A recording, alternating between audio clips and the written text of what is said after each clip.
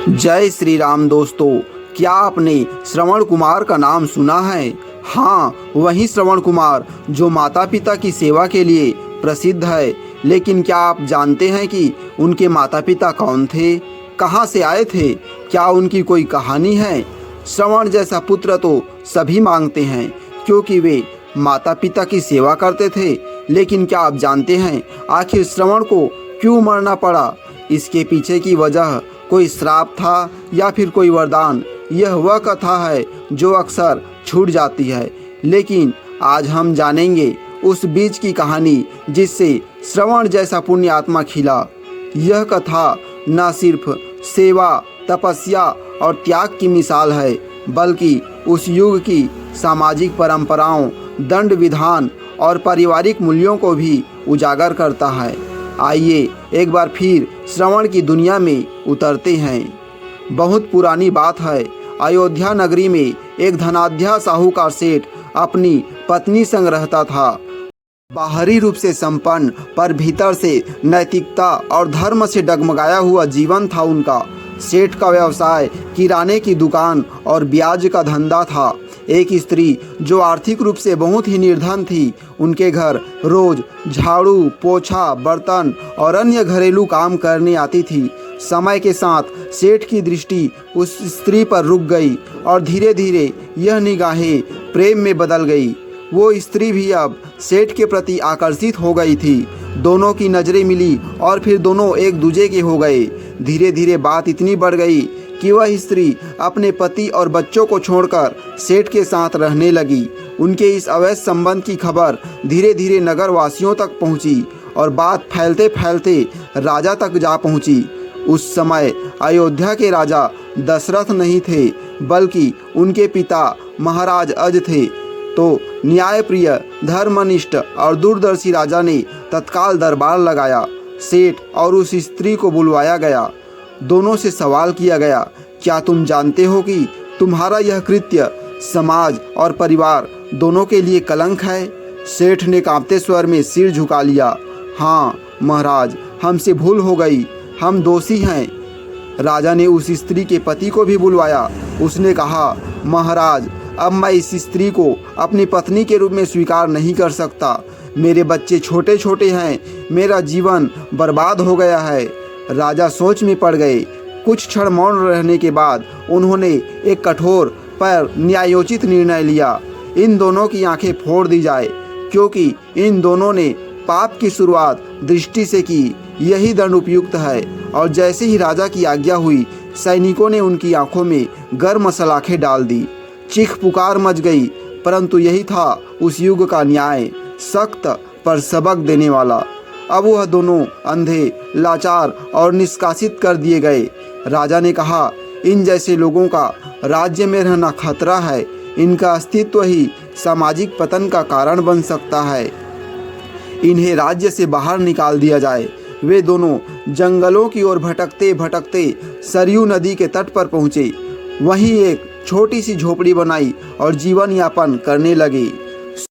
शुरू बहुत पीड़ा हुई, पर धीरे धीरे उन्होंने अपना मन ईश्वर में लगाया। बार बार पश्चाताप किया और तपस्या करने लगे। अंततः ईश्वर ने उनकी तपस्या को स्वीकार किया और उन्हें संतान के रूप में एक अद्भुत बालक का वरदान दिया। उस बालक का नाम था श्रवण। श्रवण बचपन से ही तेजस्वी, सेवा भाव से परिपूर्ण और अत्यंत संवेदनशील था। वो अंधे माता पिता की सेवा में सदा तत्पर रहता।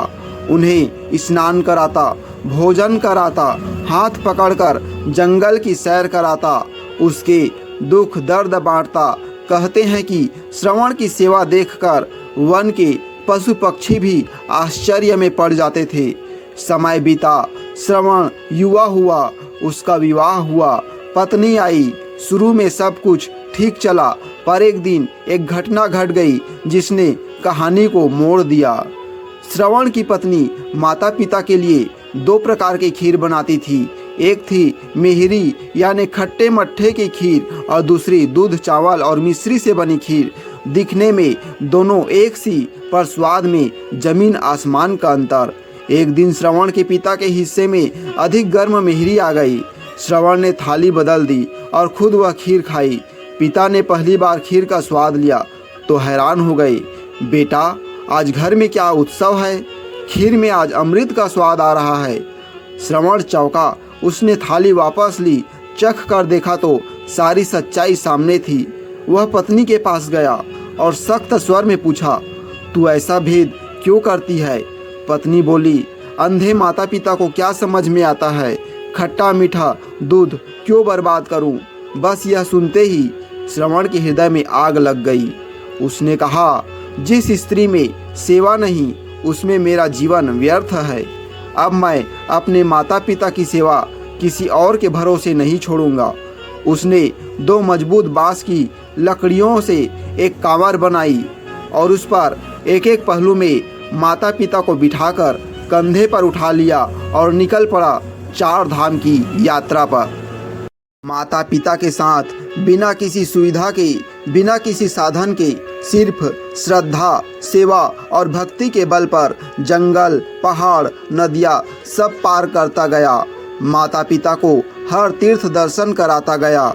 उनकी खुशी ही उसका आशीर्वाद था। यह कथा अब तक इतनी प्रसिद्ध हो चुकी थी कि देवता भी उसकी सेवा से चकित थे, पर नियति को कुछ और मंजूर था। एक दिन वह जंगल में सरयू के किनारे पानी भरने गया। उसी समय राजा दशरथ शिकार पर थे। झाड़ियों के पीछे से पानी भरने की छप छप की आवाज़ आई और दशरथ ने भ्रमवश उसे हिरण समझ शब्दभेदी बाण चला दिया। तीर सीधे श्रवण के सीने में लगा। वह तड़पते हुए गिरा और दशरथ को देखकर बोला, महाराज, आपने जो किया सो हो गया। अब एक विनती है, मेरे माता पिता अंधे हैं, प्यासे बैठे हैं, जाकर उन्हें जल दीजिए और यह बताइए कि उनका बेटा अब नहीं रहा। राजा दशरथ काँप गए। उन्होंने जैसे तैसे जाकर अंधे माता पिता को खबर दी। माता पिता का विलाप आकाश को चीर गया। उन्होंने श्राप दिया, हे राजा, जिस तरह हमारे पुत्र वियोग से तुमने हमें मारा है, ठीक उसी तरह तुम्हें भी अपने प्रिय पुत्र के वियोग में तड़पकर प्राण त्यागने होंगे। राजा दशरथ को वह श्राप जीवन भर खलता रहा और अंततः राम के वनवास में वही हुआ। श्रवण चला गया, पर उसकी सेवा की गाथा अमर हो गई। कहा जाता है कि भगवान स्वयं उनके माता पिता को स्वर्ग ले गए और श्रवण लोक में आदर्श बन गया। सेवा भाव, त्याग, कर्तव्य और निष्कलंक पुत्र का प्रतीक श्रवण की यह कथा हमें सिखाती है कि माता पिता चाहे जैसे भी हो, उनकी सेवा ही धर्म है। रिश्तों को टिकाने के लिए सहनशीलता सबसे बड़ी कुंजी है। प्रेम के साथ साथ कर्तव्य का निर्वाह ही मनुष्य को देवतुल्य बनाता है। पति पत्नी हो या पुत्र पालक, हर संबंध में त्याग और समर्पण अनिवार्य है। श्रवण जैसे पुत्र, श्रवण जैसे सेवक, श्रवण जैसे तपस्वी को बार बार प्रणाम। श्रवण था, है और हर उस दिल में रहेगा जहाँ सेवा, श्रद्धा और समर्पण का स्थान हो। दोस्तों, श्रवण कुमार के जन्म की एक और कथा प्रचलित है, जिसके अनुसार त्रेता युग में एक ऋषि थे। उनका नाम शांतनु था। उनकी पत्नी का नाम ज्ञानवंती था। उन दोनों के कोई संतान नहीं थी। एक दिन ऋषि और उनकी पत्नी घर के आंगन में बैठे थे। तभी ब्रह्म ऋषि नारद जी प्रकट हुए। दोनों पति पत्नी ने नारद जी की खूब आवभगत की और सेवा सत्कार की। उनकी सेवा से प्रसन्न होकर नारद जी ने ज्ञानवंती को आशीर्वाद दिए, सौभाग्यवती भव, आयुष्मती भव, पुत्रवती भव। यह आशीर्वाद सुनकर ज्ञानवंती ने पूछा कि हे ऋषिवर, क्या आपका तीसरा आशीर्वाद भी सफल होगा? इस पर नारद जी ने कहा कि हे ज्ञानवती, ऋषि के कहे हुए शब्द कभी मिथ्या नहीं होते, लेकिन मेरी एक शर्त है। तुम्हें पुत्र प्राप्त करने के लिए दोनों को नैमिषारण्य वन में वर्षों तक ब्रह्मा जी की कठोर तपस्या करना पड़ेगा। तब ऋषि और उनकी पत्नी नारद जी के बताए अनुसार नैमिषारण्य वन में जाकर ब्रह्मा जी की कठोर तपस्या की। उनकी तपस्या से प्रसन्न होकर ब्रह्मा जी ने उन्हें दर्शन दिए और वर मांगने को कहा। शांतनु बोले, हे प्रभु, मुझे पुत्रवान होने का वर दो। तब ब्रह्मा जी ने उन्हें कहा कि पुत्र अवश्य प्राप्त होगा, लेकिन मेरी एक शर्त है कि तुम्हारे घर में पुत्र होने पर तुम दोनों की नेत्र ज्योति चली जाएगी। इस पर शांतनु ने कहा कि हे प्रभु, क्या हुआ कि यदि मेरी नेत्र ज्योति चली जाएगी मैं पुत्रवान तो कहलाऊंगा, लोग मुझे नपुंसक तो नहीं कहेंगे। मुझे आपकी सभी शर्तें मंजूर है। इस पर ब्रह्मा जी ने कहा कि मैं तुम्हें आशीर्वाद देता हूँ कि तुम्हें पुत्र प्राप्ति होगी, और यह भी आशीर्वाद देता हूँ कि तुम्हारे इस पुत्र का नाम संसार में युगों युगों तक याद किया जाएगा। बाद में शांतनु के पुत्र होने पर दोनों माता पिता की नेत्र ज्योति चली गई और वह अंधे हो गए। उस बालक का नाम श्रवण कुमार रखा गया। जब श्रवण को वशिष्ठ जी से अपने माता पिता के अंधे होने का कारण पता चला तो उन्होंने सब कहानी बता दी और फिर से ज्योति वापस पाने के लिए सभी तीर्थ कराने को कहा। जब श्रवण तीर्थ कराकर लौट रहे थे उसी समय ब्रह्मवाणी हावी हो गया और दशरथ जी के द्वारा श्रवण मृत्यु को प्राप्त हो गए। दोस्तों, आपको यह कथा कैसी लगी कृपया कमेंट करके ज़रूर बताएं। वीडियो पसंद आया हो तो लाइक करें और अपने दोस्तों के साथ शेयर करें। कमेंट बॉक्स में जय श्री राम लिखना ना भूलें। फिर मिलते हैं एक और दिलचस्प कहानी के साथ।